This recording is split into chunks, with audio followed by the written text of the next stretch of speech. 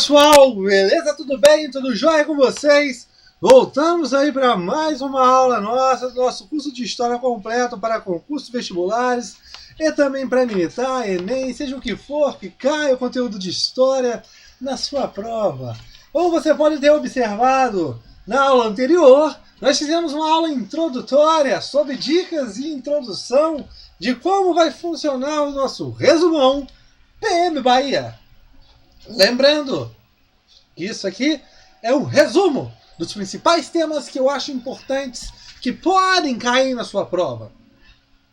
Qualquer coisa, acessa o link aqui embaixo, porque na prova de vocês cai História do Brasil, está aqui o link da playlist História do Brasil, super completa e super detalhada mesmo, tranquilo? Continuando. O e-mail, historiacomp1@outlook.com. Só um minuto, pessoal, que eu vou pegar um negócio que caiu no chão. Pessoal, o e-mail, historiacomp1@outlook.com. Facebook e o Insta. E o celular para mensagem, 3291650267. O resumão PM Bahia, como você pode observar aqui do lado também. E vamos começar nossa aula. Abre o portão, coloca a condenação sensacional. O chinete é o grande apaixonado. Brasil Colonial, parte 1.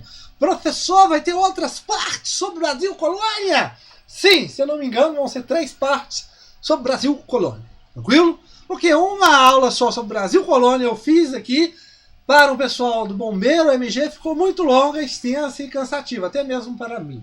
Tranquilo? Vamos lá então. Pessoal, o Brasil Colonial.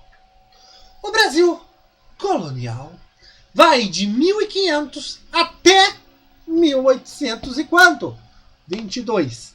1822, a proclamação da República? Não, a independência do BR. Então, Brasil colônia, esse grande período dentro da história que é marcada por quê? Pela intervenção do chamado Pacto Colonial, ou também chamado de exclusivismo colonial. E nesse momento, nós temos que observar que esse Pacto Colonial, ele levava 2 pessoas, Brasil e Portugal. Tranquilo? Então vamos entender agora essa primeira parte. Por que está escrito aqui, professor? Período pré-colonial e colonial. Qual que é a diferença? Não tem diferença.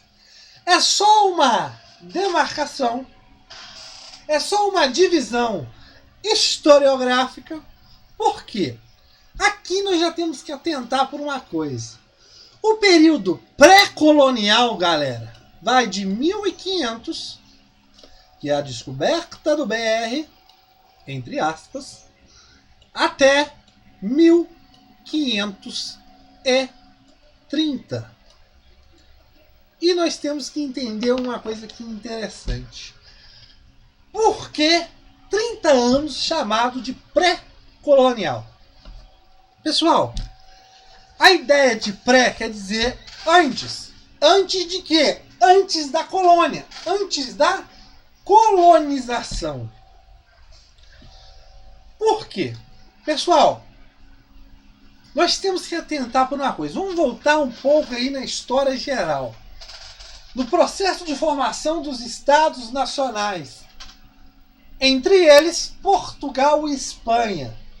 Mas mais tarde, França, Inglaterra e entre outros.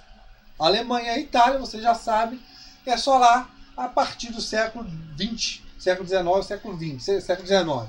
Tranquilo, pessoal? Mas o que nós temos que entender aqui muito importante? Pessoal, vamos lá, raciocinar.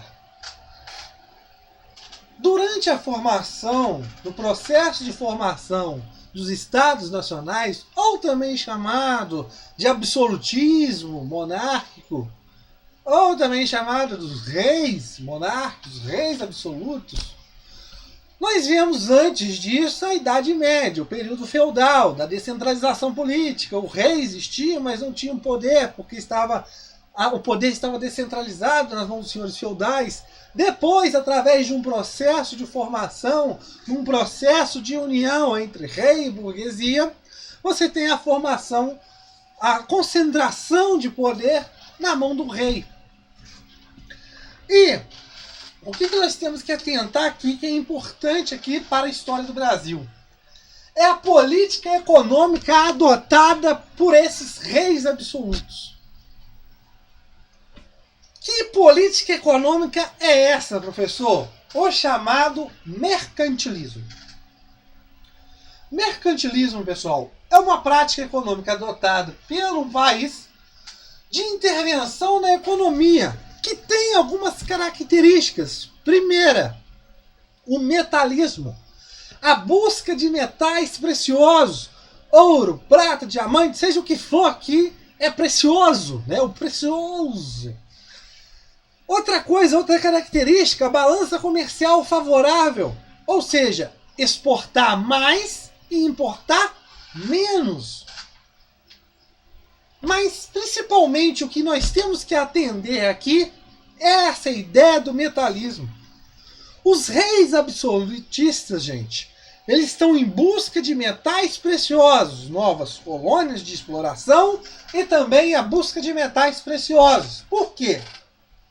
Quanto mais ouro e prata esse país tiver, mais importante, um exército mais forte ele pode formar. Ou seja, ele vai ter cada vez mais prestígio.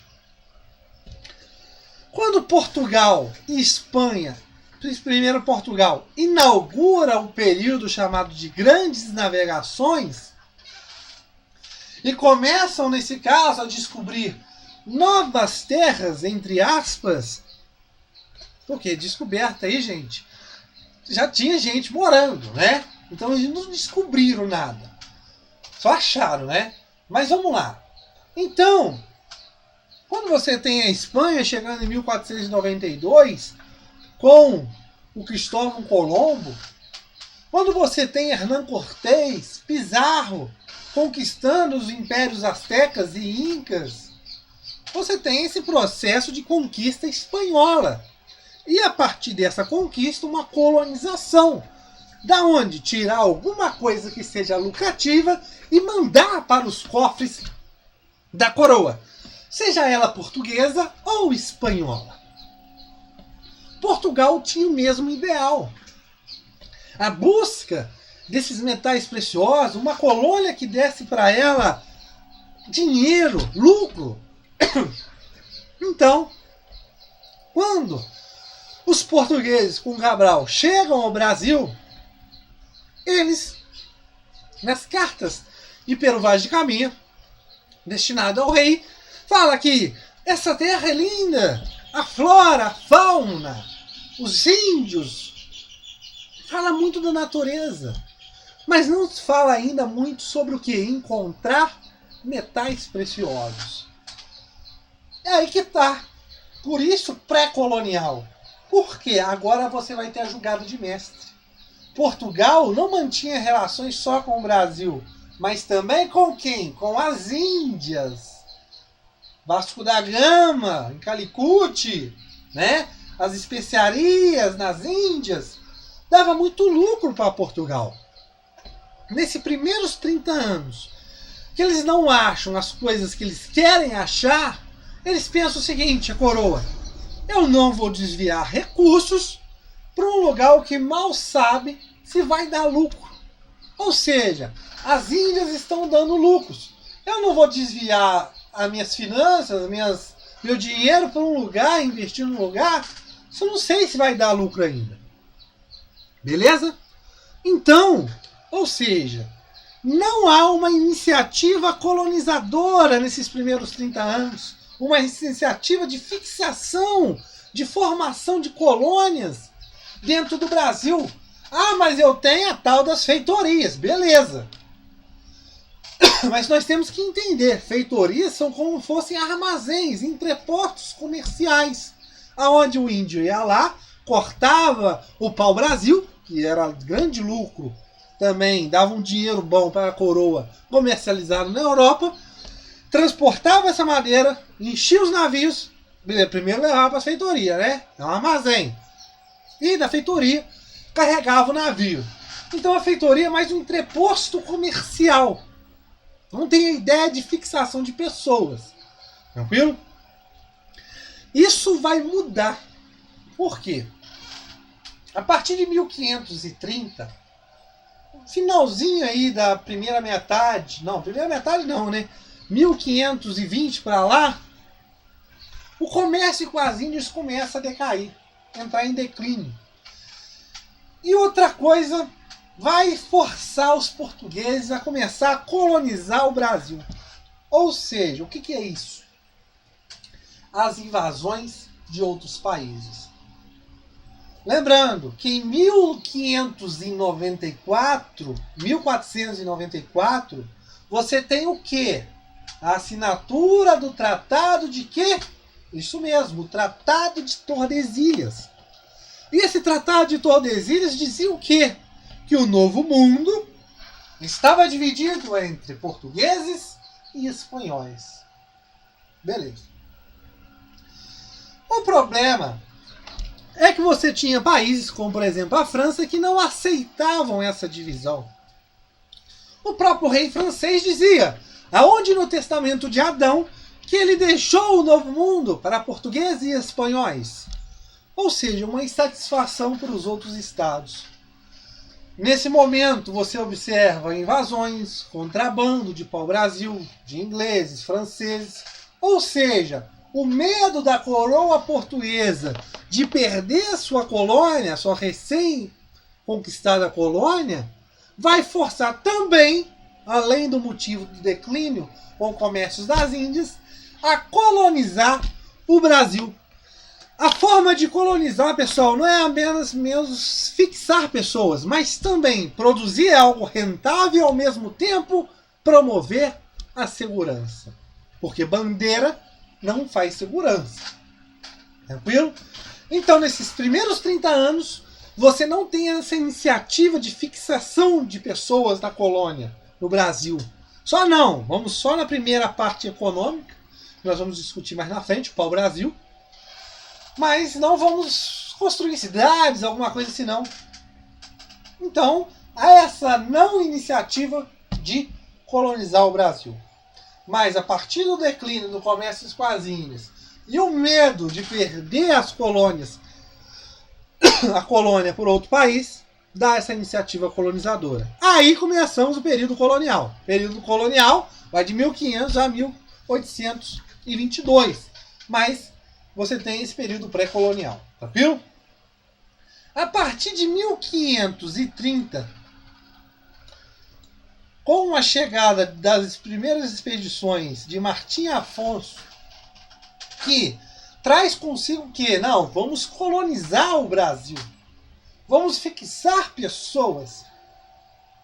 E nasce nesse primeiro momento uma ideia de fixar pessoas e, ao mesmo tempo, dividir as terras e segurar essas terras, que é o sistema de capitanias hereditárias. Essas capitanias hereditárias adotadas a partir de 1532 não é nada menos do que fixar pessoas, produzir algo rentável e, ao mesmo tempo, a segurança. Por quê?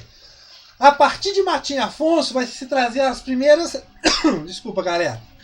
As primeiras mudas de cana-de-açúcar. E vai começar um novo processo econômico. A economia açucareira. Tranquilo? Mas vamos voltar à ideia das capitanias hereditárias.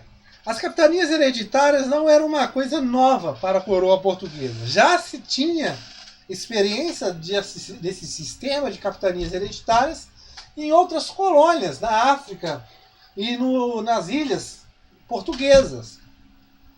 Aqui no Brasil, se transferiam esses ideais através da divisão em 15 faixas de terras, que ia desde o litoral até o meridiano, a linha de Tordesilhas. E quem ficaria incumbido por mando do rei seria o tal chamado capitão donatário.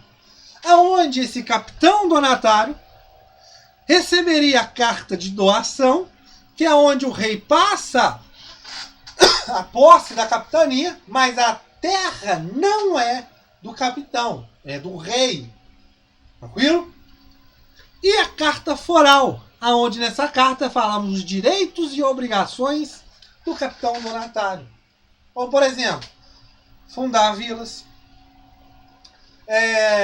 produzir, tirar da sua parte o lucro, né? As partes da coroa, e entre outras coisas. A capitania hereditária, como o próprio nome diz, é hereditário, não poderia vender a capitania, tranquilo? Mas nós temos que entender uma coisa aqui. Por quê? A capitania hereditária é um empreendimento privado. E isso aqui é super importante. Por quê? É muito importante para você poder entender o fim, o declínio das capitanias hereditárias. Por que a capitania hereditária não deu certo no Brasil? Por que lá na frente teve que criar o governo geral? Tranquilo? O cara vinha pro Brasil, o donatário. Só que o rei falava assim, meu filho, vai e vai com Deus. E o cara vinha. Muitos capitães donatários não vinham, mas vinham. Só que o cara, chegando ou não chegando, ele tinha que investir na capitania. E esse dinheiro investido era o dinheiro dele, do próprio bolso do capitão donatário. E tá aí o problema. Por quê? Era uma terra diferente, onde o pessoal mal conhecia, não sabia os recursos e tudo mais. Então ficava difícil. Até mesmo a sobrevivência dentro das capitanias. Ou seja, o capitão donatário muitas vezes ficava sem dinheiro para empurrar a capitania para frente. Tranquilo? Porque era também um sistema descentralizado. Você tinha em cada capitania, era comandado por uma pessoa, subordinado pelo rei. Mas dentro do Brasil, cada um mandava na sua capitania. E ainda mais, nesse primeiro momento, você não tem estradas interligando essas capitanias, são trilhas. Então há uma má comunicação entre essas capitanias. Tranquilo? Outra coisa, não deu certo. Por quê? Por causa do contrabando. Muitos capitães donatários não respeitavam as suas obrigações e contrabandeavam. Problemas internos. Primeiro, falta de dinheiro para os capitães donatários. Outra coisa, problemas com os índios. Os índios não aceitavam essa colonização. Então, vários capitães donatários tiveram problema com guerra contra índios. E ainda mais problemas com os próprios colonos que ficavam insatisfeitos.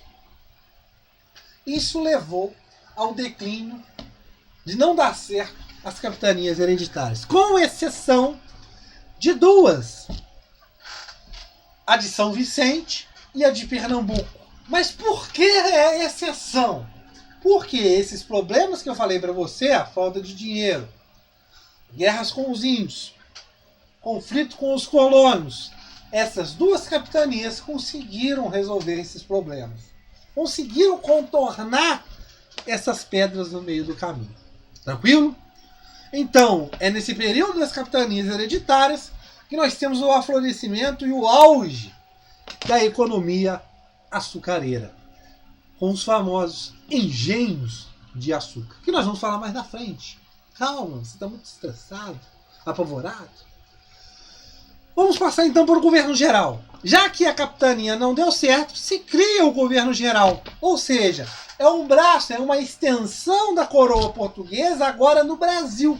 As capitanias continuam. Só que as capitanias agora, elas não mandam. Elas têm que obedecer o governo geral, que é instalado em Salvador, a primeira capital. Nada mais para vocês, né? E dentro disso, pessoal, nós temos o que? A centralização. A partir do momento em que as capitanias eram um sistema descentralizado, cada capitão donatário mandava e desmandava, o governo geral não. Você tem um governador geral que ele manda em todo mundo. Esses capitães donatários têm que obrigar as obrigações deles com o governador geral. Primeiro, Tomé de Souza. Tranquilo, pessoal? Continuando. Dentro desse governo geral, nós também tínhamos o quê? As câmaras municipais, que eram o quê? Nada mais, nada menos, governos locais. Governos locais que atendiam interesses locais. E quem eram as pessoas que participavam dessas câmaras municipais? Os tais chamados homens bons. Homens bons esses que tinham que ser ricos, grandes proprietários e ricos, grandes proprietários. Se não fosse isso, não seria homem bom. Tranquilo? Outra coisa, é dentro do contexto do governo geral que nós temos a invasão também do Rio de Janeiro pelos franceses. Tranquilo? Nessa primeira parte do Brasil Colônia, nós falamos do período pré-colonial, essa não iniciativa, do período colonial com as capitanias hereditárias e o seu declínio, e falamos também da implantação do governo geral com a primeira capital em Salvador. Tranquilo? E também os jesuítas com o primeiro bispado também em Salvador. Para quê? Para a catequização dos índios. Tranquilo? Continuando, se inscreva em nosso canal. Aqui embaixo vai estar o link da todas essas playlists aí que está aparecendo. E também o link da playlist de História do Brasil. Por quê? Inscrevendo em nosso canal Istisat, você tem essa playlist Pulo do Gato, que eu já falei para vocês que é importante. E também a playlist de História do Brasil, que é super completa mesmo. Tranquilo? É super detalhada mesmo. Que isso tudo que nós falamos aqui nesse primeiro momento está lá nessa playlist de História do Brasil, mais detalhada ainda. Tranquilo? Aqui nós pegamos os principais pontos. Ok? Na nossa próxima aula voltaremos a falar sobre Resumão PM Bahia, Brasil Colônia, parte 2. Valeu!